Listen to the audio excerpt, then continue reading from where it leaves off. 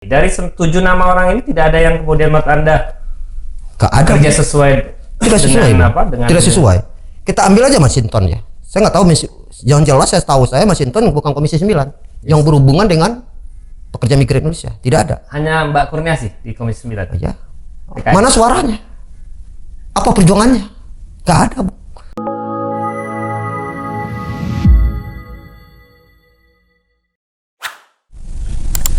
Assalamualaikum warahmatullahi wabarakatuh. Jumpa lagi dengan saya Michael Jackson di Trust Podcast yang membahas isu-isu terkait politik, pemilu, dan tentu saja hal-hal terkini menyangkut kehidupan berbangsa dan bernegara. Bersama saya hari ini sudah ada dua narasumber istimewa. Yang pertama tentu saya panggilkan senior saya, teman lama, Bang Asnil Tal, Direktur Eksekutif Migran Watch. Selamat sore Bung Megel yang luar top. Biasa. Makin gahar ini. Gahar dong. Mesti dong, harus gahar dong. Untuk pekerjaan Untuk pekerja migran dan untuk bangsa dan negara kita. Baik, Harus keras kita. Yang kedua tentu tamu rutin kami, Direktur Eksekutif Trust Indonesia, Bang Azhari Alino. Selamat sore, Bang. Selamat sore. Baik. Teman-teman sekalian, kita hari ini karena tadi sudah dengar ya namanya Migran Watch. Nah, kita akan membahas diskusi terkait dengan kepentingan pekerja migran di dalam pemilu presiden dan pemilu legislatif 2024. Tuh, langsung saya supaya tidak berlama-lama. Siap. Saya langsung kejar ke Bang Asnil Tan ini. Siap. Jadi kalau kita ngomong pekerja migran, ya, di sana ada, tadi saya cek ada 1,75 juta jiwa pekerja migran di luar negeri, begitu ya. Dan mereka ini berharap betul. Yap. Mereka dilindungi, dapat pekerjaan yang baik, begitu. Ya. Catatan Abang selama ini, ketika kemudian menjadi Direktur Eksekutif Migran Watch, Siap. seberapa jauh atau seberapa banyak sebenarnya hal-hal yang sudah dilakukan oleh anggota DPR terpilih dari Dapil luar negeri, dalam hal ini Dapil Jakarta 2, Pusat Tatanan Luar Negeri. Apa saya sudah mereka lakukan? Apakah sudah sesuai harapan atau ya masih saja lah ini? Ya. Ya, sebelum saya jawab ya saya harus luruskan dulu ya. Jumlah PMI di luar negeri itu, pekerja migran kita di luar negeri itu ada 9 juta lebih. 9 juta? 9 juta lebih. Jadi yang terdata cuma 4,6 juta. 4 juta. Sisanya adalah PMI ilegal. Jadi ini 4,6 juta atau 9 juta plus PMI ilegal tadi itu, ini kan butuh perhatian dari negara. Negara harus hadir dalam hal ini. Salah satu yang Bung tanya tadi, bagaimana dengan DPR RI kita? Ya, kinerja gimana? Ya banyak nggak nyambung, Bung. Para anggota DPR-nya sana itu nggak ngerti, banyak nggak paham. Ibaratnya gaji buta dan tidak menguasai materi dan sibuk masalah anggaran terus, Bung. Bukan berbicara tentang bagaimana memperkuat pekerja migran ini hadir negara ini membuka kesempatan kerja, Bu. Tidak pernah memandang itu. Dan konyolnya lagi ada berapa kemarin di RDP rapat dengar pendapat, seorang anggota dewan mengatakan malu dia kalau kerja ada orang Indonesia bekerja di luar negeri. Ya. Anda nggak sebut saja langsung namanya sekarang. Daulay, anggota PAN, anggota DPR dari PAN. Akhirnya apa? Dibully oleh pekerja migran. Kenapa Anda marah dengan pernyataan itu? Marah lah, Bung. Emang dia bisa mencari makan untuk pekerja migran kita ini? Itu pertama. Kedua, dia tidak tahu bahwa pekerja migran itu adalah sebuah peradaban dunia, nggak ada masalah. Maksudnya? Dunia sudah mengglobal, Bung. Sudah terbuka. Dan hebatnya lagi, Bung, kita bandingkan, walaupun bekerja kasar yang middle law, meskipun mereka bekerja kasar, kesejahteraan mereka, pelindungan terhadap hak-hak mereka sangat luar biasa di sana, Bung. Kita coba bandingin, sebanding. Di luar negeri itu gaji mereka bisa minimal 6 juta, Bung. Kalau Taiwan, Hong Kong bisa 10 juta. Wow. Ya. Indonesia berapa? Paling 1,5 juta. Itu pun plus pelecehan seksual. Kan konyol itu. Sampai sekarang undang-undang pelindungan pekerja rumah tangga itu di Indonesia belum ada, Bung. Di mana hebatnya mereka itu membilang Indonesia itu negara hebat? Pelindungan pekerja rumah tangga aja tidak ada. Sementara negara sana itu produknya sangat luar biasa, Bung. Sangat maju dan standar ILO. Saya izin saya menyebutkan 7 nama anggota DPR Ya, yang terpilih dari Dapil Jakarta 2. Yang pertama ada Himayatul Alia. Ya, oke. Kemudian ada Eriko Sutarduga. Ya. Ada Masinton Pasaribu, Ya. teman abang itu 98. Ada Christina Aryani, ada Hidayat Nur Wahid, Ya. ada Kurniasi Mufidayanti. Dari 7 nama orang ini tidak ada yang kemudian menurut Anda Gak ada. kerja sesuai Tidak sesuai, dengan Bung. apa? Dengan Tidak sesuai. Kita ambil aja Masinton ya. Saya nggak tahu, yang jelas saya tahu saya Masinton bukan Komisi 9 yang berhubungan dengan pekerja migran Indonesia. Tidak ada. Hanya Mbak Kurniasi di Komisi 9. Ya. PKS. Mana suaranya? Apa perjuangannya? Gak ada, Bung. Jadi antara ini, makanya kemarin timbul ide usulan saya. Memang saya telat menyuarakan. Untuk luar negeri itu harus punya dapil sendiri, Bung. Tidak bersama dengan Jakarta 2. Nggak boleh. Apa hubungannya? Tidak ada hubungannya, Bung. Jakarta Pusat, Jakarta Timur, Jakarta Selatan, nggak ada hubungannya. Luar negeri beda. Dan kasusnya tersendiri, Bung. Di Filipina, Bung. Kementerian tersendiri pekerja migran ini. Dibentuk kementerian sendiri. Kementerian sendiri. Di sini Badan Badan Pelindungan, BP2MI. Masih otonom tapi masih terkait dengan Kementerian Ketenagakerjaan. Masalah regulasinya. Tidak bebas, Bung. Kalau istilah orang Padang ya, ayam dilepas tapi talinya diikat, kakinya diikat. Ya gitu. Baik, saya kembali ke persoalan pertanyaan tadi. Artinya dari 7 nama anggota DPR yang terpilih dari dapil luar negeri, Migran Watch melihatnya tidak ada yang bekerja signifikan bagi kepentingan pekerja migran. Nggak bisa kita berharap, Bung. Kedua, saya nggak pernah melihat visi mereka juga. Nggak pernah kiprah mereka itu tentang pekerja migran di media-media. Saya lihat nggak ada, Bung. Apa yang mereka perjuangkan? Dan mereka maju lagi. Gaji buta aja tuh, Bung. Mereka maju di dapil yang sama lagi. Iya, walaupun Masinton teman saya, apa sih kiprah dia memperjuangkan PMI? Nggak pernah saya lihat kiprah dia. Kan sayang. Tapi gini, Bung. Yang penting sekali itu adalah eksekutifnya. Presidennya, Bung. Presiden itu harus komit tentang pekerja migran. Sejauh ini Presiden Jokowi sudah komit, bukan? Ya, memang Presiden Jokowi ini ada 2 hal yang luar biasa dia lakukannya. Pertama, lahirnya undang-undang pelindungan pekerja migran. Undang-undang PMI, ya? Sudah itu tentang undang-undang ABK. Ya, hebat. Tapi di atas kertas, Bung. Realisasi di bawah nggak jelas. Baik, siap. Jadi komitmen tadi itu ada satu hal, Bung. Itu yang saya tagih sama Jokowi waktu kemarin. Waktu kemarin saya demo itu. Apa itu? Hak orang bekerja. Karena hak orang bekerja dibunuh oleh Jokowi. Ini kurang ajarnya. Anda bertanggung jawab. Bertanggung jawab. Karena lahirnya Kepres 260 moratorium. Moratorium itu menghentikan penempatan pekerja domestik ke kawasan Timur Tengah. Jadi ini berapa banyak hak orang dibunuh dia. Kedua, ketika masuk ilegal jadi masalah. Jadi solusi yang diberi Jokowi ini malah menimbulkan masalah yang besar. Kedua, melanggar hak orang. Itu komitmen ini presiden ke depan harus kita kita perjuangkan. Abang supaya tidak tegang. Bukan tegang. Ini menyangkut hajat hidup orang banyak. Baik. Iya kan? Ya, saya ingin nanti kita bahas soal presiden sendiri. Kita masih bahas soal tadi. Saya masih coba eksplor soal anggota DPR yang terpilih di dapil pekerja migran, di dapil luar negeri maksudnya. Jadi kalau misalnya kita bicara soal faktor-faktor yang membuat, kan ya walaupun tadi abang sebut mereka tidak bekerja dengan baik, tapi terbukti terpilih. Hidayat Nur Wahid sudah berkali-kali, Eriko Sudaryo sudah 2 kali begitu, Bang Masinton juga sudah 2 kali. Nah, menurut abang sebagai pegiat pekerja migran, itu sebenarnya faktor apa sih yang dipertimbangkan pekerja migran ketika memilih calon mereka? Karena ini Hong Kong tuh besar loh. Iya. P3M-nya banyak, Malaysia juga banyak, Timur Tengah juga banyak. Apa yang bisa dipertimbangkan pekerja migran ketika memilih anggota legislatif? Ya, itu ya pemilih juga. Saya belum sempat survei juga, tapi kita coba lihat ini aja ya, kajian-kajian aja ya. Kenapa mereka terpilih ya?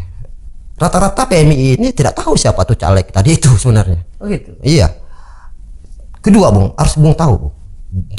daftar pemilih tetap luar negeri terdata cuma 1,7. Betul. Sementara mereka itu yang legal aja 4,6 juta. Apa artinya? Artinya ada selisih 2,8. ya 2,8 juta. Artinya sini bisa jadi penggelembungan suara di daerah terjadi. Karena orang yang berangkat tadi, PMI yang berangkat tadi itu tidak terdata di luar negeri, daftar pemilih tetap luar negeri, tetapi namanya ada di dalam negeri. Baik. Bisa terjadi penggelembungan suara di sini, Bu. Terus masalah mereka di luar negeri pemilih itu persentase mereka mencoblos itu kecil, Bu. 50% lebih sedikit. Cuma 50% lebih sedikit. Itu boleh lebih cenderung ke presiden. Oh, kalau caleg mereka agak ini. Kalau Nggak presiden ada. pasti mereka semangat ya. Terus metode pemilihan, Bung. Maksudnya cara memilih itu gimana sih? Iya, model Pemilihannya. Mereka cuma 3 cara, Bung. TPS di kedutaan besar, yang TPS-nya nggak begitu banyak di beberapa negara, yang jangkauan, sementara pekerja migran itu ada di apartemen di ujung Berung sana, Betul. di provinsi sana, macam-macam. Cuma TPS-nya berapa? Nggak mungkin mereka dari sana itu. Kedua, nggak ada hari libur, Bung. Mana ada hari libur mereka sana? Mereka tetap kerja. Terus satu pasal TPS ya, kedutaan besar. Kedua, Bung, antar pos. Pakai pos betul. Pakai pos. Malaysia pakai pos ya. Pakai pos. Bagian. Personil pos itu benar nggak diantarkan tempatnya? Ini bisa tengah jalan dibajak. Ini pernyataan abang harus bertanggung jawab. Bertanggung jawab sekali, Bung, jangan ragu itu. Kita bicara kalau ingin negara bersih, ingin benar, harus kita bongkar yang sebenar-benarnya gitu. Baik. Jangan ragu. Di penjara pun saya senang. baik. Terus ketiga, Bung, selain 2 tadi, ada satu lagi caranya adalah dengan cara masuk ke kantong-kantong, ke kantong-kantong. KSK. Itu terjadi di Malaysia, contoh di perkebunan. Yaitu suaranya bisa juga dibajak tuh, Bung. Nah, jadi pertanyaan Bung tuh, kenapa mereka bisa terpilih? Ya bisa jadi, Bung. Apalagi motifnya. Pemirsa udah tahu itu jawabnya. Cara mainnya. UUD ya. UUD juga, ujung-ujungnya duit juga. Itu mereka menang. Sementara PMI itu nggak ngerti, apalagi di dapil Jakarta 2. Siapa sih mereka tuh? Siapa sih Pantinson? Siapa tuh sama orang tadi itu? Nggak kenal mereka, Bung. Baik. Nggak mereka. Sang saya aja yang konsen di dunia ketenagakerjaan migran nggak kenal sama saya, apalagi caleg yang abal-abal kayak gitu. Terakhir sebelum saya pindah ke Bang Azari, Siap. tapi artinya memang dalam temuan pekerja migran sudah sangat pesimis ya terhadap sosok-sosok ini. Pesimis sekali, Bung. Itu Nggak kalau ada. kita ngomong caleg, karena abang sudah ngomong soal capres tadi. Iya. Nah, kalau dari perjalanan hampir 2 bulan ini, 2 bulan lagi sebelum pilpres dan pileg gitu ya. Iya. Jadi saya lihat kemarin sudah ada deklarasi nih di Malaysia ada deklarasi dukung Ganjar, Iya. di Taiwan ada deklarasi dukung capres yang lain gitu ya, dukung Anies, dukung apa segala macam. Nah, dari penglihatannya Migran Watch, apakah memang sudah ada tren dukungan mobilisasi pekerja migran di luar negeri terhadap calon presiden? Sebelum saya jawab itu, Boy, ya, dukungan para PMI kepada capres dan cawapres tadi itu, saya harus bilang mabung dulu bahwa di antara 3 pasangan tadi itu tidak satu pun yang menyentuh isu ketenagakerjaan migran. Saya baca tulisan Anda di Kompas waktu itu. Miris saya, Bung. Kenapa miris, Bung? Pertama gini, Bung, mirisnya. Lapangan pekerjaan luar negeri itu adalah salah satu solusi mengatasi krisis kekurangan lapangan pekerjaan di Indonesia. Terus kedua, kesejahteraan bagus. Ketiga, untung negara dipisah, Bung. Jadi kenapa nggak menyentuh hal-hal kayak gini? Jujur saya bilang, Bu, krisis moneter waktu 97-98, kalau nggak pekerja migran ini membantu Indonesia, kolek, Bu. Dolar waktu itu sampai 21.000, Bu. Tapi waktu itu BABJ bisa menekan angka 3.500, Bu. Kenapa? Dipisah tuh datang, Bu, dari luar negeri. Terus pekerja migran ini peradaban tinggi, Bu. Bukan sembarangan juga itu. Jadi, negara sana negara beradab, Bu. Bukan kasar rendah dalam persepsi kita, bukan begitu ya? Mereka ngomong kerja kasar, Bu. Tapi pelindungan terhadap hak mereka tinggi, Bu. Penghormatan terhadap hak zazi mereka tinggi, Bu. Di luar negeri malah lebih tinggi. Yang biadab itu di Indonesia-nya. Mantap. Yang biadabnya di Indonesia-nya. Mempersulit rakyat pekerja. Kayak Tuhan aja mereka mempersulit orang kerja. Ini harus kita lawan. Baik. Nah, Mindset sesat mereka itu harus kita lawan, Bu. kembali ke soal capres tadi, artinya memang capresnya tidak ada sama sekali. Tidak ada, Bu. Nah, di dalam dokumen yang sudah tidak ada beredar menyentuh. visi mereka? Iya, tidak ada, Bung. Jadi gini, Bung. Ini saya kemarin sempat ngomong kepada tim Ganjar lah, saya katakan saya bilang. Tahu nggak, Bung? Bilang, kebutuhan lapangan pekerjaan per tahun itu 3,6 juta lapangan pekerjaan baru dibutuhkan di negara ini. Angka penganggur kita 7,8 juta, Bung. Jadi, apabila digabungkan 3,6 juta dikali 5 tahun, artinya 18 juta. Ketika capres tadi itu, yang nomor satu siapa ya? Anies Mohaimin. Anies Mohaimin. Targetnya cuma selama dia 5 tahun 15 juta, Bu. Defisit 3 juta dong. Minus 3 juta. Minus 3 juta. Yang nomor 2 Prabowo Gibran. Gak ada, Bu. Targetnya. Sama sekali. Gak ada target. Ganjar 17 juta, lumayan. Tapi minus 1 juta. 1 juta. Itu baru pemenuhan kebutuhan lapangan pekerjaan per tahun. Soal pekerja migrannya? Tunggu dulu. Sementara pengangguran 7,8 juta, gimana solusinya? Terus pekerja migran dalam ini sumbangsihnya selama ini pemerintah cuma 300 sampai 400 ribu, Bung. Investasi sumbangsihnya cuma 1,5 juta, Bung. Pekerja migran? Bukan, ini lapangan Ya, kebutuhan lapangan pekerjaan. Tahu. Dari sisi pekerja migran? Cuma 400 paling maksimal, Bung. 300-an lah, 360 ribuan lah sumbangsihnya. Sementara ini menariknya, di negara sana, di beberapa negara sana, kebutuhan lapangan pekerjaan itu 85 juta. Wow. Artinya 3,6 juta per tahun, kecil, Bung. Cukup itu. Bukan cukup lagi, berlebih, Bung. Oh iya. Kekurangan orang kita. Sekarang bagaimana negara ini merebutnya? Kalau nggak mampu negara ini dia lapangan kerja dalam negeri. Kalau tadi Bang Asnil bilang tidak ada satupun yang menyentuh soal pekerja migran, artinya apa 3 capres ini? Tolol aja, Bung. Nggak punya visi. Dia nggak ngerti cara mencarikan solusi ketenagakerjaan, Bu. Belum mengetahui isu ketenagakerjaan itu hasil Kompas, Litbang Kompas nomor 2, Bu. 22 masalah sembako pangan. Baik. Nomor 2 adalah masalah ketenagakerjaan. Yang masalah pangan 22%, yang masalah ketenagakerjaan 21%. Cuma selisih 1%. Siap. Jadi artinya pada Pilpres depan harapan rakyat sangat besar masalah peluang ketenagakerjaan, Bu. Tetapi isu ini sangat minim dibahas. Tidak dianggap. Ya? Kita close. Baik. Baik. Saya sambil menunggu Bang Asnil meredakan dulu tensinya.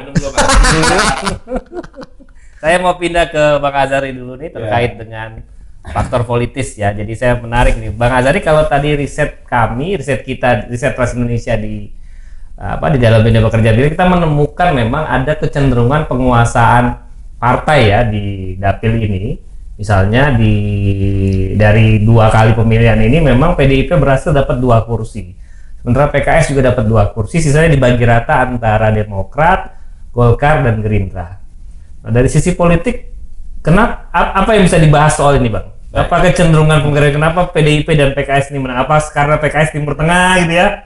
PDIP di Hong Kong dan di Malaysia. Nah, ini menarik dibahas, Bang. Baik, yang pertama saya mau kasih apresiasi dulu kepada beliau bahwa ada sebuah nilai perjuangan yang sedang dibangun.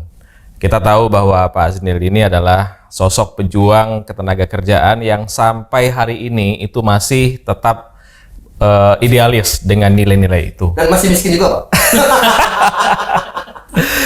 Kita perlu sedikit membawa ranah ini kepada konteks kepemimpinan yang visioner.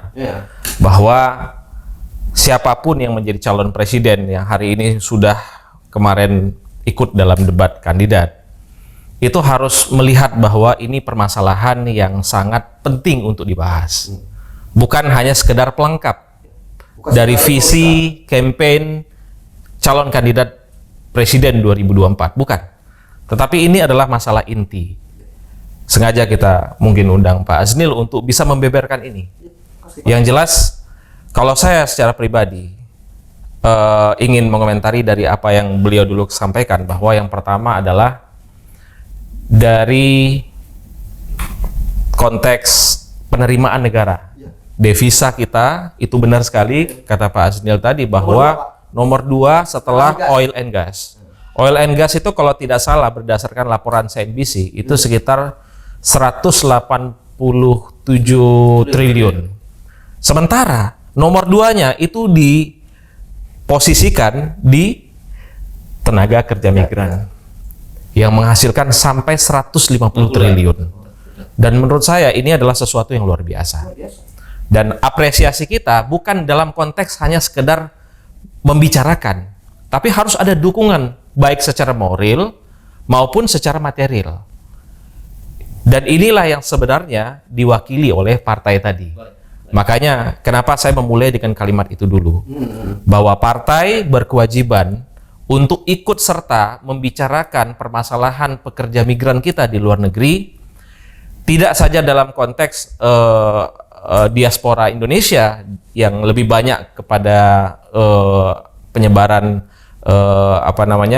mahasiswa kita yang belajar di luar negeri, tetapi para pekerja yang sebenarnya menjadi bagian atau menjadi backbone bagi bangsa ini, karena mereka telah memberikan kontribusi terhadap devisa negara. Konteks partai seperti yang Bang Miguel sampaikan tadi, ini yang kedua yang harus kita jadikan sebagai rujukan. Saya sepakat apa yang beliau sampaikan. Sebaiknya ke depan dipikirkan bagaimana dapil luar negeri itu menjadi dapil sendiri. Dia berdiri sendiri, tidak digabungkan dengan Jakarta Selatan, tidak digabungkan dengan Jakarta Pusat. Kenapa? Karena permasalahan yang terbangun di dalamnya itu berbeda secara fundamental. Secara fundamental, bahwa memang ada permasalahan fisik, permasalahan moral, permasalahan overseas yang terbangun di sana. Ini masukan buat KPU, dengarkan KPU.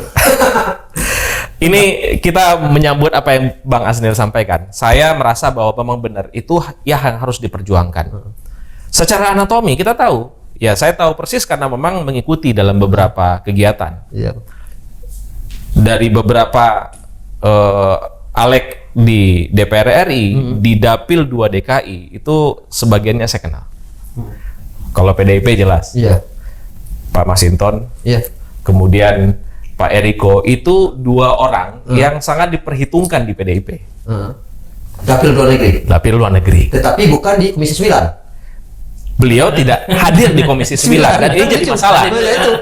Satu-satunya menurut saya yang masuk di Komisi 9 yang saya tahu itu adalah Bu Kurniasih Mufidayati, dan saya tahu bahwa beliau memperjuangkan itu karena posisi beliau kalau tidak salah sekarang sebagai wakil ketua komisi. Kita apresiasi, walaupun mungkin seperti apa yang Pak Aznil sampaikan belum kelihatan. Mungkin belum kelihatannya karena beliau dulu awalnya itu berkomunikasi secara intens dengan semua pelaku, semua aktivis dan konstituennya tentunya. Tapi apakah itu konstan sampai hari ini? Itu yang jadi masalah. Bisa saja beliau dibantu oleh para aktivis, oleh para NGO mungkin yang menggawangi beliau sampai ke level ini, tapi ternyata beliau mungkin lupa. Mungkin lupa dengan kesibukan rutinitas. Kita tidak mengurangi rasa hormat kita kepada perjuangan beliau. Tapi mungkin itu yang menyebabkan kenapa pada akhirnya beliau ternyata tidak dirasakan secara fisik, tidak dirasakan secara emosional oleh teman-teman dari bahkan oleh aktivis pekerja migran sekalipun. Nah, makanya yang paling penting menurut saya adalah ke depan ini kita memang harus memperjuangkan supaya dapil ini sendiri, sehingga dapil ini benar-benar bisa hadir dalam konteks politik, dalam konteks sosial, termasuk ekonomi. Bahwa mereka harus dipikirkan secara utuh, tidak digabungkan dengan yang lain. Karena yang saya tahu bahwa Komisi 9 juga menggawangi kesehatan, dan masalah di kesehatan itu banyak sekali. Bisa saja mereka tidak akan konsen untuk membicarakan itu. Maka penting sekali dijadikan sebagai satu dapil sehingga menguatkan semua stakeholder dan shareholder untuk bisa membicarakan itu. Baik. Kembali ke soal tadi, soal kecenderungan PDIP dan PKS menguasai dapil ini. Saya akan sebutkan dulu anatominya. Hasil pemilihan PDIP itu mencapai 207.000. Kebanyakan di Malaysia, di Taipei, di Hong Kong, kemudian di Saudi. Kemudian yang kedua itu Golkar. Saya sebut saja Christina Aryani. Betul. Kemudian Gerindra, Hilmayatul Alia, itu sama-sama memperoleh angka kalau tidak salah 87.000. 87.000. Masing-masingnya 87.000. Di luar negeri atau? Di luar negeri. Ya, artinya include dengan Jakarta Selatan dan Jakarta Pusat. Tapi posisinya yang mendapatkan suara di luar negeri itu kebanyakan adanya di yang pertama di PDIP, yang kedua di PKS, gitu kan. Sementara PKS memang di luar negeri itu dapatkan cuma 66.000, tetapi pemilihnya loyal. Mungkin karena faktor tadi bahwa memang selalu ada kedekatan emosional dalam setiap pemilih. Ideologi lah. Ya. Ideologi mungkin, gitu kan. Kemudian yang selanjutnya calon yang selanjutnya bukan calon, maksudnya anggota legislatif selanjutnya itu kalau tidak salah Bu Melanie Lemena. Itu kalau tidak salah hanya mendapatkan sekitar 29.000 suara. Kecil ya. Tapi permasalahannya hari ini konteks konstituennya mereka ini itu berbeda-beda. Semuanya punya konstituen yang berbeda-beda. Nah, ini adalah kesempatan bagi setiap Alek di partainya masing-masing untuk membuktikan bahwa tanggung jawab sosial, tanggung jawab politik yang diembankan kepada mereka itu dijalankan agar supaya teman-teman merasa bahwa mereka hadir untuk tenaga migran. Apa yang menjadi tanggung jawab mereka? Yang pertama tentu masalah kebijakan. Itu jelas karena Alek bicara kebijakan. Kebijakan ini terdiri dari 3, Pak. Yang pertama itu tentu bicara masalah perlindungan mereka pergi ke sana, itu dibahas. Itu harus dijaga dan undang-undangnya sudah ada. Kemudian yang kedua, perekrutannya. Kadang-kala ya mohon maaf ya, yang namanya kong kali kong pengusaha, penguasa dan oknum diantaranya itu lebih banyak di proses perekrutan ini.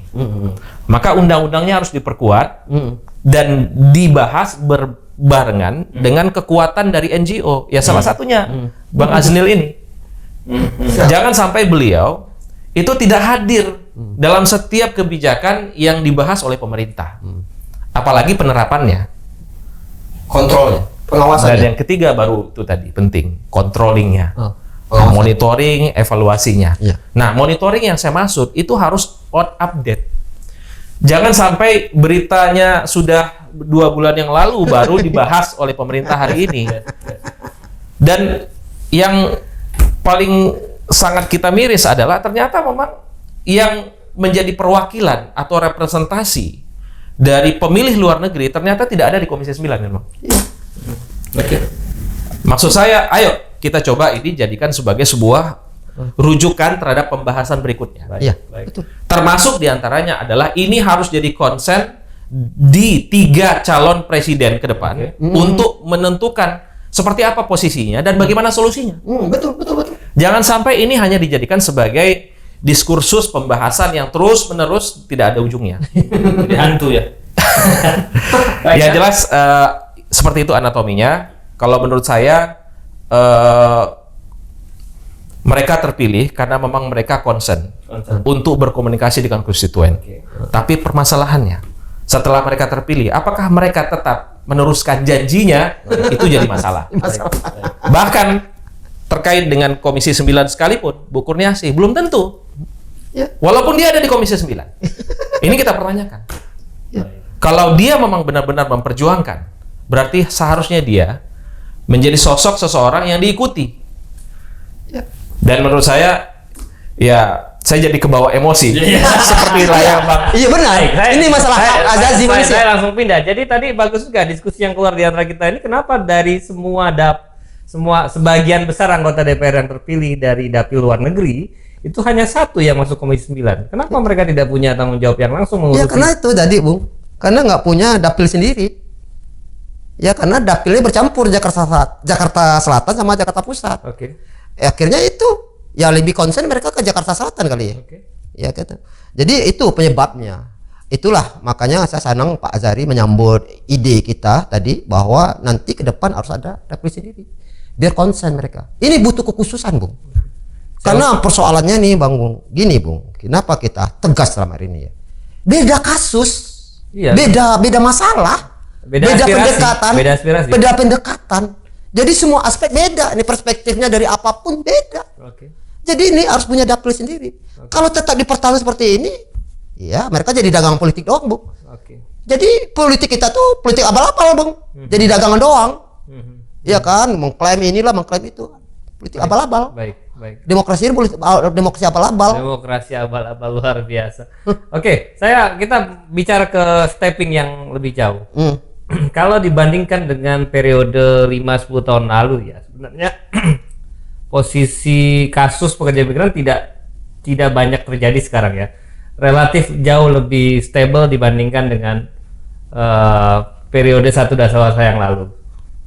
Kalaupun ada, tadi saya baca ada satu kasus ibu-ibu di Malaysia bekerja sebagai PMI selama 20 tahun, duitnya dikirim ke dalam negeri dan sekarang beliau karena sudah tidak produktif ditaruh di panti jompo. Yang saya ingin tanya ke Bang Astil adalah apakah memang sejauh ini dari sisi peningkatan perlindungan memang ada upaya yang memang kelihatan lebih signifikan di periode pemerintahan Jokowi ini? Enggak juga, Bung. Sama aja. Ada kasus yang diadvokasi oleh banyak kasus kita advokasi dan itu ya normatif lah sekarang, Bung. Nggak maksudnya lemah lah dalam pelindung. Jadi gini, Bung. Ini beranjak dari Undang-Undang 18 2017. Dulu kan namanya BNP 2 TKI. Betul. Badan Nasional Penempatan dan Perlindungan TKI, Tenaga Kerja Indonesia. Sekarang nama Badan Pelindungan Pekerja Migran Indonesia. Tidak ada penempatannya sekarang. Kata penempatan hilang. Kenapa itu? Nah, sebenarnya kayak gini, Bung. Pada prinsipnya undang-undang nggak ada masalah. Cuma kebanyakan Jokowi ini menunjuk orang nggak jelas.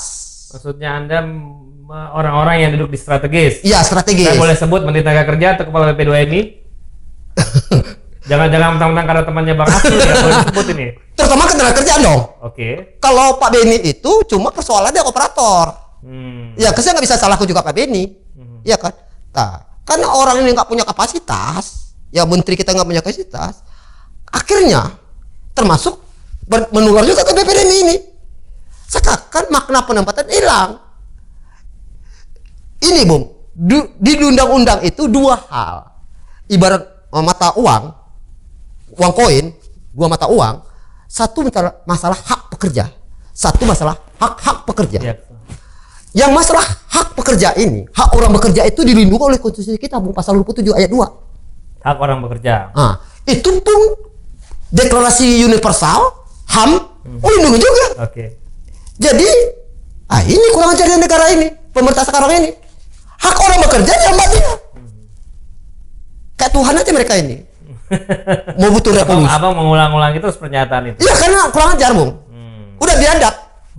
Saya berani mengatakan biadab ini. Pemerintah kayak gini. Hak orang bekerja dibunuhnya, Bung.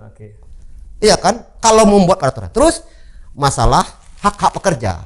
Hak pekerja itu misalnya jaminan sosialnya, gajinya, macam-macam itu banyak ya. Dan sebagainya. Kedua ini harus seimbang. Jadi jangan dimaknakan pelindungan itu adalah masalah hak pekerja sehingga mempersulit orang bekerja. Ribet, rumit, anjang. Hal yang sudah lengkap aja prosedur orang, Bu, dipersulit juga. Alasan ini, alasan itu. Ini kurang ajarnya. Ini saya bilang kurang ajar, Bung. Kenapa kurang ajar? Ini masalah makan, Bu. Maka kita bilang kurang ajar. Birokrasi kurang ajar. Orang makan kok, cari makan kok. Kecuali merampok, mencuri atau baru. Itu masalah, maka saya berani bilang kurang ajar. Gitu. Tapi saya mau sampaikan tadi kelihatannya kalau dibilang tidak kompeten ya cukup punya kompetensi. Bung. Menaker dengan Bang Astil dulu kan pernah ada komunikasi terkait ini masalah mindset, Bung. Mindset ya. Mindset, masalah pola pikir, paradigmanya salah. Pemahaman awal itu udah salah, Bung. Garbage in, garbage out. Apabila cara pikir salah dari awal, maka akan keluar kebijakan yang salah. Salah juga. Baik. Jadi, kesimpulannya adalah ya permudah orang bekerja. Luar negeri itu, negara sana itu peradabannya tinggi dan lapangan pekerjaan tinggi. Dan itu harapan teman-teman Migran Watch ya? Bukan harapan mereka lagi. yang terpilih di 2020 Ya, nanti. ya itulah presiden kita harapkan seperti itu. Pelindungan terhadap hak orang bekerja. Oke. Terus gini Bung, harus dipahami ketika orang ini bekerja luar negeri tadi itu hak mereka terendah enggak Bung? Haknya lebih bagus, Oke. lebih terjamin, lebih terlindungi, bagus, sangat bagus. Enggak, bukan negara biadab Bung sana itu Bung, negara maju sana Bung. Malah lebih diperlakukan baik di sana ya. Oh sangat luar biasa Bung, sangat luar biasa. Tapi case-case PRT kita yang Itu kemarin gini Bung, kasus-kasus itu kadang jumlahnya kecil tapi pemberitaan luar biasa, itu satu. Kedua, setiap video pasti ada kasus lah. Coba aja berita-berita pembantu rumah tangga di sana, masih banyak kasusnya. Karena itu pekerja migran, eksploitasinya besar Bung. Baik. Terus kedua, itu kan di negara luar, yang butuh perhatian khusus. Makanya butuh lembaga yang khusus juga. Karena hukumnya beda, budaya beda, bahasanya beda, kan gitu. Itu makanya publishnya pemberitaannya sangat besar, wajar. Terus kedua, memang ada kasus-kasus ini, kasus ketenagakerjaan dan kasus kekerasan, memang benar ada. Kita nggak menutup mata. Ada 10% Bung, banyak juga. Pertemuan Migran Watch 10%. Lebih malah, masa ada 10%. Itu kita tutup mata juga. Tapi itu banyak akibat terjadi itu. Sistem negaranya yang salah. Oke. Apa tuh? Suatu moratorium. Malaysia dipersulit. Misalnya kayak yang agak ramai kemarin saya dengar sistem penempatan satu kanal. Iya, itu penyebabnya. Terus kedua, Malaysia. Kasusnya terjadi itu Malaysia sama Arab Saudi. Malaysia apa kasusnya? Ya, ada nggak sistem kita yang adaptif terhadap kebutuhan warga negara bekerja Malaysia? Contohnya, saya orang Padang nih Bung, saya punya saudara di Malaysia, buka rumah makan Padang, lalu menelpon saya, Pak Asnil, saya butuh kamu untuk cuci piring sini. Kalau saya ikut prosedur negara Bung, prosedur PMI sekarang bisa 3 bulan. 6 bulan Bung. Kalau saya datang sana aja beli tiket udah saya kerja sana Bung. Sementara sistem nggak ada kayak gitu. Tapi kan nggak boleh begitu. Bukan begitu Bung, ada. Sudah terbentuk sebelum Republik ini merdeka, udah banyak orang Indonesia kerja di Malaysia Bung. Ya, Ini mereka secara tradisional. Seharusnya tugasnya negara itu pendataan doang. Memudahkan ya. Pendataan. Bukan sok Tuhan mereka. Ya. Ini sebenarnya pendataan. Siap. Gitu. Apa soalnya? Mereka tuh lebih bagus kok gaji mereka. Baik. Mereka apa yang sulit-sulit mereka ini? Baik. Kalau benar mereka itu emang mampu negara ini menyediakan masyarakat kerja di sini, menyediakan makan mereka. Paling bansos 300.000. Itu mana negara ini bisa mampunya. Itu pun penting politik. Gak jelas. Emosi dong. Siap. Itu harus emosi tabu. Baik. Asa emosi. Baik. Saya Karena ikut hidup mati orang. Baik. Sebelum ke closing statement ini pertanyaan terakhir. Jadi kalau dengan cerita yang banyak tadi, ada banyak masalah, ada banyak pekerjaan rumah. Kira-kira kalau saya minta 2 hal saja yang mendesak, yang harus segera dibenahi oleh calon presiden ya. Saya langsung calon presiden saja. Calon wakil presiden untuk mengatasi pekerjaan migran, 2 hal yang paling prioritas yang harus diperbaiki apa? Permudah bekerja. Iya. Kedua, ribut pasar kerja global. 2 itu doang. Caranya yang nomor 2? Gampang Bung. Negara-negara sana kiamat tenaga kerja itu data valid. Di Inggris Kiamat tenaga kerja untuk mengistilahkan bahwa mereka butuh tenaga kerja yang butuh sekali kiamat. Nggak ada orang bekerja Bung di negara sana. Kenapa? Negara itu populasi penduduknya sedikit. Jepang contohnya, Taiwan, Hong Kong, Korea, Amerika, Inggris, Jerman. Di mana? Emang negara-negara biadab di sana itu? Kecil Indonesia buatnya tuh, negara-negara saya sebut tadi itu. Dan mereka lebih murah Bung. Gaji tinggi. Australia butuh juga Bung. Memang Malaysia ada masalah, Arab Saudi ada masalah. Tetapi ini bisa dibenahin kedua-duanya ini. Ini karena ada mafia permainan. Jadi permudah. Bagaimana buat? Gampang sekali Bung. Kemarin saya ada 8 orang datang ke kantor saya. Menarik nih Bung. 8 orang ini kerja Taiwan. Ya, setahu saya ke Taiwan itu sulit bekerja ilegal Bung. Ya kan? Lu kenakan ke Taiwan? Kenapa? Ada PT Pak, secara ilegal. Iya. Lu bisa Taiwan? Enggak bisa Pak. Kenapa bisa kerja sana? Gimana caranya? Ya kerja sana itu kan kerja perkebunan Bang. Orang Mandarin udah orang kita. Nggak perlu saya butuh bahasa. Artinya Bung, benar juga nih Bung. Mau besok bakti nih orang bekerja ke sana, diterima. Kedua, nggak butuh kompetensi, begitu masa nggak ada juga, Bung. Negara ini aja mempersulit rakyat bekerja. Bahwa catatan nomor kita Seakan sertifikat kompetensi lah. Nggak ada butuhnya. Ya, tapi ini bukan seruan untuk bekerja secara ilegal ya. Bukan. Artinya negara adaptif terhadap kebutuhan pasar kerja, Bung. Baik. Jangan memperumit. Oke. Seakan harus sertifikat pelatihan. Itu proyek-proyek aja, Bung. Oke. Terbukti BLK Balai Latihan Kerja luar negeri. Mana barangnya? Berapa triliun habisin Nana? Baik. Nah, Artinya, isu-isu itu kompetensi, isu mencari cuan, Bung. oke. Anggaran. Barang nggak ada. Sementara negara sana nggak butuh kompetensi, Bung. Oke. Baik. Artinya apa? Nggak jelas kan? Ini dua harapan tadi itu. Wah, itu ya. Nanti Percepat, pemudah rakyat. Tugas negara itu pendataan, bukan jadi Tuhan dia. oke. Mengintervensi rakyat bekerja. Oke. Karena dia bukan Tuhan. Negara ini adalah masih di bumi kita, Bung. Ada makhluk di atas. Instrumen. Yang Tuhan Dia itu di cuma Allah aja, Bung. Ya, dia instrumen. Dicabut nyawanya udah selesai. Oke. Dia nggak bisa kerja lagi. Itu satu. Permudah. Kedua, rebut pasar kerja, Bang. Karena butuh kita merebutnya, Bung. Dan ini butuh orang yang orang-orang yang punya kompetensi yang ini pemimpin yang punya kompetensi. Menteri yang punya kompetensi. Mindsetnya cerdas. Dilincah Jangan dia. lupa, jangan menteri kepala BP2MI juga. Kepala BPDMI. Iya dong, biar fair. Siap. Baik. Maksudnya beliau jadi calonnya. Amin. Kalau kita Ada lagi? Enggak. Kalau kita itu udah terbang nih, Bung. Yang 3,6 juta kebutuhan lapangan pekerjaan kecil bagi kita, Bung. Baik. Kecil. Enggak ada sulitnya. Baik. Siap. Ya, orang negara ini aja mempersulit orang. Kenapa mempersulit? Karena itu tadi mungkin anggaran kali ya. Ya terserah mereka lah. Nanti kita kritik. Oke. Ya. Saya ke Bang Azhari. Bang Azhari tadi cukup banyak cerita dari Bang Azhari terkait dengan kompetensi aktor-aktor strategis ya, Menteri Tenaga Kerja, BP2MI. Nah, dari sisi politik bagaimana Abang melihatnya? Karena kebanyakan Menteri Tenaga Kerja ini sekarang dari partai ya, bukan dari orang profesional gitu loh. Ada komentar soal itu? Oke, saya akan mengomentari apa yang diulang berkali-kali oleh beliau. Yang pertama adalah yang paling penting adalah bagaimana memudahkan Orang bekerja. memudahkanlah bekerja. Nah, langkah strategis kedua setelah itu menurut saya adalah bagaimana merangsang semua stakeholder dan shareholder yang terlibat di bidang ini itu berkontribusi secara positif. Itu yang paling penting. Betul. Dan negara hadir sebagai apa? Monitoring dan evaluasinya. Monitoring yang saya maksud ini adalah mereka punya kewenangan dan dengan kewenangannya itu memberikan ruang kepada siapapun untuk ikut berkontribusi. Saya mau contohkan sedikit, Bang Aznil. Ini kebetulan saya terlibat dalam dua. Saya mau contohkan dua saja. Yang pertama, saya pernah ikut dalam satu aktivitas namanya Indonesia Anti Fraud.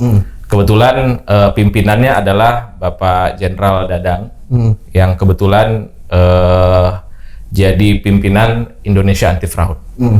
Nah, beliau kebetulan itu adalah seorang yang diminta sama Pak SBY dulu sebagai ya secara tidak langsung menjadi sebenarnya beliau ini orangnya Pak Josan almarhum Joko Santoso, diminta untuk jadi komisaris sebut aja Bank BNI. Nah, beliau itu punya keinginan untuk bisa menguatkan basis pendidikan vokasi di Indonesia. Nah, salah satunya yang beliau lakukan adalah mendirikan sekolah khusus untuk sebut saja karena beliau punya kolega di Inggris, punya kolega di Belanda, punya kolega di Perancis. Di sana itu kebutuhan nurse itu sangat tinggi, sangat tinggi. Dan kadangkala kolega beliau di 3 negara ini langsung minta ke beliau, tolong dong Pak bantu kami untuk kirimkan tenaga kerja profesional khususnya di bidang kesehatan tadi. Ini salah satu contoh. Dan waktu itu beliau sampaikan ke saya, dia bilang, Mas Azhari bisa bantu saya nggak, gitu kan, untuk bisa melakukan penguatan terhadap proses yang sedang saya lewati. Memang benar, beliau terkendala dengan berbagai aturan yang hari ini itu mengikat untuk tidak langsung sampai pada sasaran. Dan menurut saya itu yang menjadi PR besar bangsa kita. Dan kalau seandainya hari ini kita ingin menyelesaikan masalah tersebut, maka jalan pintasnya adalah visi dari calon presiden terpilih. Nggak bisa menteri, Bu. Harus presiden. Karena presiden, wakil presiden itu akan berbagi peran untuk bisa menuntaskan permasalahan yang ruwet. Kalau kata Pak Jokowi itu ruwet. Iya, karena memang visinya belum sampai pada titik itu. Iya. Nah, kita butuh presiden yang mampu membaca itu.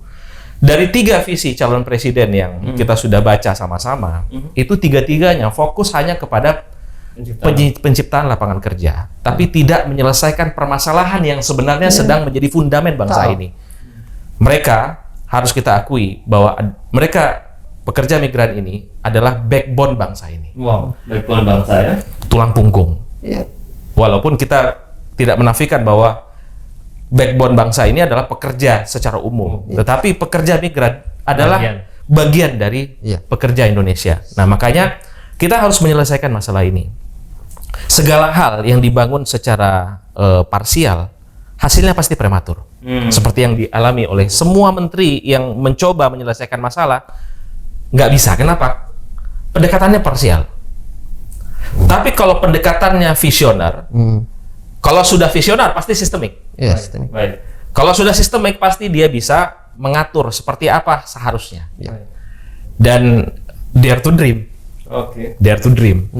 Harus ada pengorbanan untuk sebuah perubahan. Baik. Nah, positioning kita sebagai bangsa, sebagai anak bangsa yang mengetahui masalah ini, harus diberikan kesempatan oleh yang berwenang tadi untuk ikut berkontribusi. Seperti apa kontribusinya? Ada rumah sakit, saya sebut saja di Jember, namanya saya kenal dengan salah seorang dokter. Kemudian pimpinan rumah sakitnya, termasuk relawannya yang bercerita kepada saya tentang bagaimana mereka memperbaharui sistem untuk meningkatkan pendidikan vokasi dari setiap nurse yang akan mereka kirim ke luar negeri, khususnya ke Arab Saudi. Dan menurut saya mereka adalah pahlawan bangsa ini. Tapi mereka tidak pernah dilihat oleh negara. Dan menurut saya negara mesti hadir, turun untuk melihat para pahlawan-pahlawan yang hari ini memperjuangkan pendidikan vokasi di Indonesia, bukan saja di universitas, di institusi, tetapi di semua shareholder, semua stakeholders yang terlibat dalam proses itu. Jadi, ya silakan. Perlu disadari ya. Langsung saja. Ya, oke. Oke, closing statement dari Bang Azari terkait dengan ini. Langsung dulu. Oke, gini. Perlu disadari, ya kan? 96,6% penduduk Indonesia ini ketergantungan dengan pekerja. Mereka adalah pekerja-pekerja. Cuma 3,4% yang jadi pengusaha. Artinya sangat besar sekali, substansi sangat fundamental sekali. Isu tenaga kerja ya. Isu ketenagakerjaan. Itu satu. Kedua, pemilih pun setelah dibedah Migran Watch itu lebih 90% adalah pekerja. Adalah pekerja. Kerah biru, kerah putih. Dan pantas di negara-negara Eropa revolusi itu terjadi, Bu. Jadi ya, penggeraknya adalah pekerja, buruh. Cuma di Indonesia pada terjadi revolusi waktu zaman 1946 dipelopor oleh PKI, tapi kan salah kaprah mereka, Bu. Tahun 66 di blacklist. Memang ada gerakan PKI. Akhirnya tahun 1966 sampai 2098 kita harus memisahkan gerakan pekerja dan PKI lah. Ya, itu. Artinya di downgrade sebagai pekerja orang PKI. Setelah itu pergerakan buruh, Bung. Jadi pergerakan buruh itu bukan pergerakan komunis. Betul. Di Eropa itu kebanyakan ras kelompok-kelompok. Baik. Kapitalis malah. Baik. Tapi mereka tuh menjamir. Makanya mereka sekarang berjuang for fight 15 US dollar. Perjuangan mereka tuh $15. UMR-nya ya. Bukan UMR, per jam. Oh, per jam. 15.000 kemarin 225 per jam, Bu. Baik. Kalau Indonesia cuma berapa? Baik. 18.000 ya. Baik. Saya harus akhiri diskusi ini. Closing statement dari Migran Watch, dari Bang Arsnil Tan. Closing statementnya sederhana. Apa pesan bagi semua capres, Anies Muhaimin, Ganjar Mahfud, dan Prabowo Ginjal? Apa pesan terkait dengan isu pekerja migran ini? Mereka harus sadar, paham bahwa ketidakmampuan Republik ini, negara ini menyediakan lapangan pekerjaan, dan tidak becusan mereka menjadi presiden nantinya. Jadi mereka nantinya menyediakan lapangan pekerjaan, karena pernah kita lakukan, berapa presiden sudah pernah melakukannya, tidak mampu. mereka harus melirik lapangan pekerjaan migran. Dan itu caranya adalah mempermudah. Itu satu. Kedua, harus sadar demografi kita adalah 70% adalah tamat SMP. Demografi kita. Artinya pekerja kasar, pekerja domestik, jangan Anda persulit nanti jadi presiden.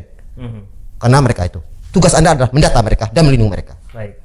Ketiga, harus proaktif merebut lapangan pekerjaan. Kunci bonus demografi adalah masyarakat produktif. Kunci demografi. Anda bicara di bonus demografi, ini bisa menjadi musibah dan bisa menjadi anugerah. Kalau masyarakat banyak pengangguran, musibah lah negara republik ini. Banyak pengangguran. Caranya adalah karena tidak mampu kita menyediakan lapangan pekerjaan. Itu lapangan Ekspansi pekerjaan. ke luar negeri. Dan itu sangat terhormat. Baik. Dan mereka orang yang visioner dan membentuk mental mereka, Bung. Hebat. Pekerja migran ya? Pekerja migran. Anda meletakkan posisi di atas sekali ya? Bukan meletakkan basa-basi, Bung. Bagus, Bung. Baik. Ini peradaban sudah mengglobal. Baik. Jadi itu pesan saya sama presiden, calon presiden, jangan jadi terhadap pekerja migran ini. Baik, terima kasih Bang Asnil. Saya langsung ke Bang Azhari, singkat saja pesan bagi para presiden terkait isu pekerja migran. Baik, yang pertama, setiap calon presiden dan koalisi pendukungnya dari partai, termasuk diantaranya adalah anggota legislatif dan yang akan menjadi calon, jangan pernah meremehkan perjuangan setiap anak bangsa. Sekecil apapun kontribusi mereka terhadap apakah yang namanya perjuangan buruh migran atau perjuangan pekerja Indonesia, berikan mereka apresiasi. Ajak mereka untuk berdiskusi, memberikan masukan terhadap solusi yang mungkin tidak mampu dibaca secara utuh oleh mereka yang punya wewenang. Sehingga siapapun yang akan menjadi pemimpin ke depan, itu orang yang lengkap, yang mampu didukung oleh semua pihak. Karena orang yang bisa memimpin secara visioner itu bukanlah orang yang hebat secara individu, tetapi orang yang mampu merangkul semua orang, mengumpulkan semua potensi yang ada untuk bisa mengorkestrasinya menjadi sebuah generator dalam konteks politik, dalam konteks ekonomi, dan dalam konteks sosial. Saya rasa begitu saja. Baik, terima kasih senior-senior saya, abang saya ini luar biasa pembahasan pekerja migran kali ini. Saya belum pernah merasakan atmosfer yang sangat emosional kecuali dalam episode kali ini. Saya ucapkan sekali lagi terima kasih kepada Bang Asnil Tam, Direktur Eksekutif Migran Watch, Bang Azhari Ardinal sudah berbagi pikiran tentang bagaimana mendorong agar pekerja migran kita punya pengaruh politik atau punya partisipasi politik yang tinggi terhadap anggota legislatif, juga terhadap calon presiden mereka. Jumpa lagi di Trust Podcast episode berikutnya. Trust Podcast, Trust Will Talk. Terima kasih banyak semua. Terima kasih banyak. Saya izin undur diri. Terima kasih banyak. Siap, Pak.